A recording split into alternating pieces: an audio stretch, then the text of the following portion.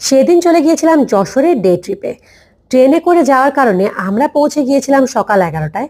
আর 11টার দিকে পৌঁছে বেশ কিছুটা খিদা লেগে গেছিল। তখন আমরা ভাবলাম কিছু একটা খেয়ে নেওয়া যাক। তারপরে আমরা চলে গিয়েছিলাম যশোরের ক্যাফে ম্যারিয়টে। শুনেছি এখানকার খাবার খুবই মজা।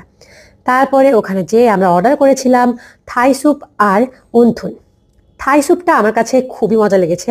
থাই স্যুপের থিকনেসও অনেক বেশি ছিল, আর অন্থুনটাও অনেক ক্রাঞ্চি ছিল। থাই স্যুপের মধ্যে চিকেন আর মাশরুমের পরিমাণও অনেক দেওয়া ছিল।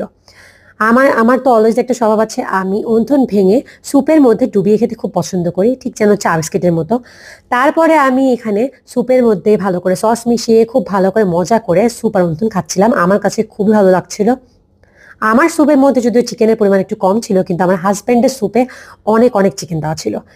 ধন্যবাদ ভিডিওটি দেখার জন্য। ভিডিওটি ভালো লাগলে অবশ্যই সাবস্ক্রাইব করে পাশে থাকবেন।